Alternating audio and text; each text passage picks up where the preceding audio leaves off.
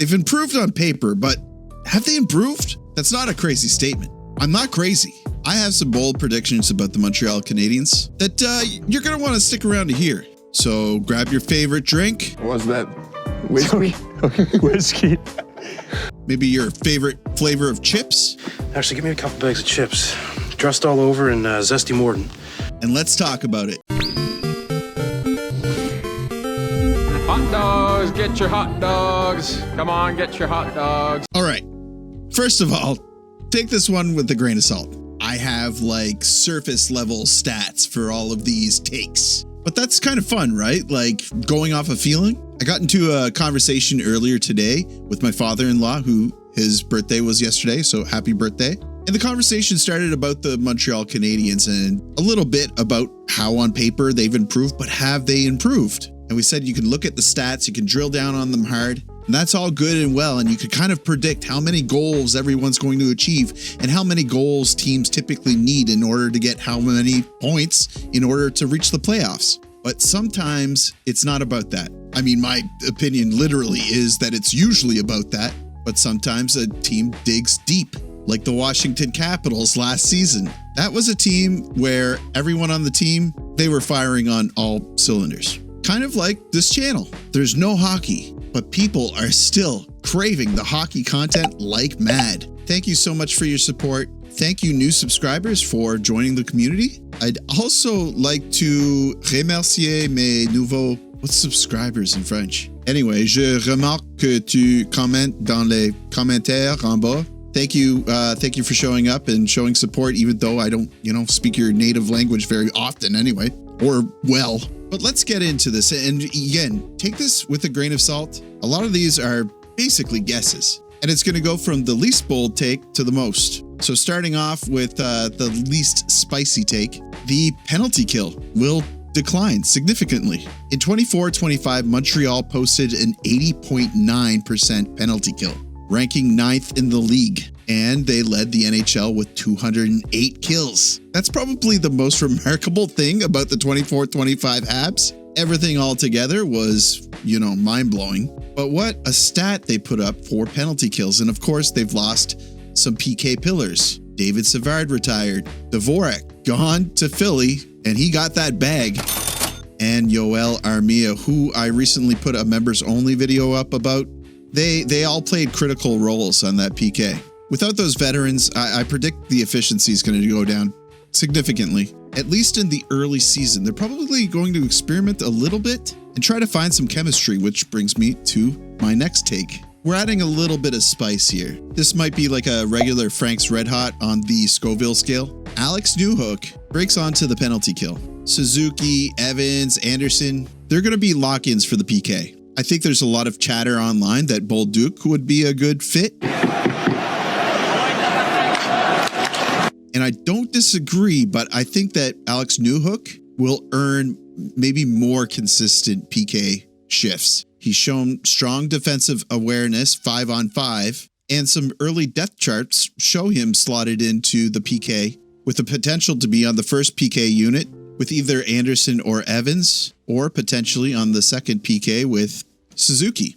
Personally, I think that he'll probably land with Suzuki on the second PK and only be used when maybe they need a wash completely. Suzuki, I think, is still preferred. And maybe when they get a partial change, Suzuki will come on, and then Newhook will get the last nod. My third one, and I don't know if this is that spicy, if you take into consideration my other videos like the one I did about Ivan Demidov. But I believe that Kirby Dach will have a major bounce back year. After another tough injury marred his 2024-2025 season, I think that Kirby Dach is poised to regain his role and confidence on the second line.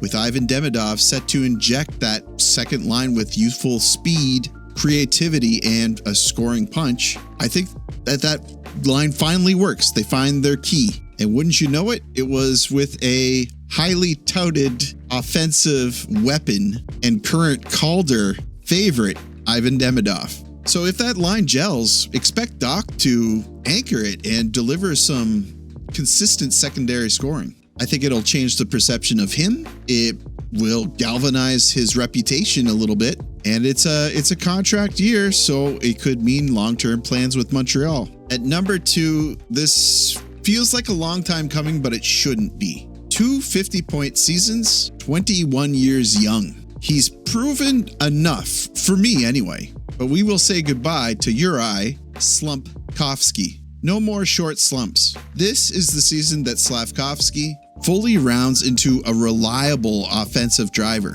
We could all use a clean sheet sometimes. I'm calling 60 plus points and line stability night after night. He plays with passion. He gets really frustrated when he does poorly. He has size. He has confidence. And we've seen him do it before, you know? He has the ability to do it. He just doesn't do it consistently. I think he gets put into the weeds a lot. He has different missions and he just needs to focus on offensive punches. He tries to do it all, and he just needs to be tough along the boards or check hard, get the puck in front of the net for both of his offensive weapons, or, you know, whoever's on defense at this point. Yeah, I can't see him getting worse this season. 21 turning 22. I also think that some of the talk around him not panning out fuels him, and he's seeing new shiny toys show up on the team that are taking a little bit of the limelight away. So because of all that, I really think that Slafkovsky is going to have an excellent year. And my boldest take of all, I kind of have to say this, and I don't even necessarily believe it. But with all I've said and all the good stuff I said aside from the penalty kill, I still think that the Canadiens miss the playoffs this season. I know, that's not a popular one. But it's not going to be because of lack of effort. It's going to be because the Atlantic and the Eastern Conference is just stacked. I think a slow start because of all the experiments that they're going to have to perform. Couple that with a declining PK. And I even think that they're going to experience some pain in the defensive region as well. I love Noah Dobson. I love Hudson. I love Matheson. And I think that Goulet, Struble, and Carrier are all defensively sound defensemen. I just feel that it's a little bit loaded offensive defenseman. But again, that's all feeling, right? That's really all feeling. I have no idea how the chemistry is going to work. I think maybe I could look at stats a little bit more and provide probably a more accurate opinion about that. But again, getting back to it, I think even with a lot of good effort and flashes of brilliance this season, they're going to get edged out by teams that improved more, and maybe improved more not by acquiring new pieces, but improved more as a team, as development, as they grew. And I think that there's going to be initial heartbreak, but I think it's a painful step in what might be necessary before the true window opens in 26-27. I don't feel right about this one. I really hope I'm wrong. Let me know how you feel in the comments. But there they are, my bold takes, ranked by spearmint gum all the way to ghost pepper. How bad did I do? Tell me how bad I did. I truly do feel that the penalty kill one is kind of a no-brainer. And then I really like Newhook, and I really like the Dach prediction as well. But that's going to do it for me, guys. Again, thank you so much for your support. I've been having rough days lately, but it's mostly at work. Again, not to mention members videos very often, but I did a video recently talking about that, and it continues. There's some pain points, and I don't know, I'm really on edge. I really hope that you're all doing well and having a good summer. I know that there's a lot going on. There's a lot of noise out in the world. And I don't know about you, but I think I use hockey as an escape from that. And without hockey, I mean, how about them Jays, huh? That's going to do it for me, guys. Again, take care. Like the video. It helps me out with probably something. Subscribe if you're not already subscribed. I would love to have you.